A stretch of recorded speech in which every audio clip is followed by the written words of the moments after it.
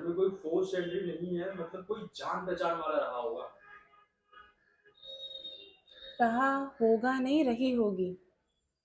Murder किसी लड़की ने किया है। तुम्हें कैसे पता? ये देखो, विक्टिम जहां बैठा था उसके सोफे के नीचे दो गड्ढे बने हुए हैं कारपेट पर।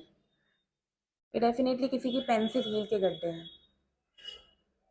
From what I see, I think murderer victim के ठीक सामने वाली चेयर पर बैठी होगी। वहां बैठ के इन्होंने बहुत देर तक बातें की हैं। बातें क्या की हैं ये तो कहना मुश्किल है, बट एट द एंड ये दोनों इतने कंफर्टेबल हो गए थे कि जब मर्डरर उठ के विक्टिम के सामने आकर खड़ी हुई तो उसको ये चीज़ ऑकवर्ड नहीं लगी। Then she stood there for a time, शायद वेट कर रही थी। पर वो यहाँ क्यों खड़ी थी?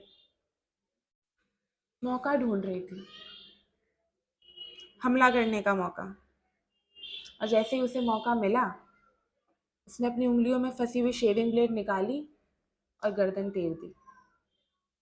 शेविंग ब्लेड को डिस्पोज करना आसान है, you will never get your murder weapon. And how come you are so sure about this? क्योंकि ये तो तुम्हारी ऑटोप्सी रिपोर्ट में लिखा है, मर्डर किसी तेज धारदार वाली चीज से हुआ है।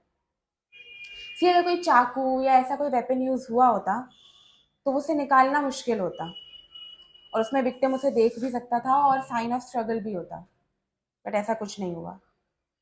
Hence the shaving blade. और सारी लाशों का हाथ ईस्ट की ओर ऐसा है, ऐसा क्यों? Anything special in east? या रेलवे स्टेशन है, ताज होटल, एक लेक और एक दो स्कूल भी है। और हाँ, जुडिशियल एकेडमी ईस्ट में है। हो सकता है वो किसी वजह से किसी केस में हो और इतना गुस्सा थी कि जुडिशियल एकेडमी को कोई मैसेज देना चाहती थी, या किसी दूसरी वजह से स्टेट के लीगल सिस्टम को चैलेंज देना चाहती हो, और समथिंग लाइक दैट। कुछ भूल रही हो? हम ईस्ट में हैं, ये हॉस्पिटल ईस्ट में है, तुम, मैं ईस्ट में हूँ। यानी ये हॉस्पिटल।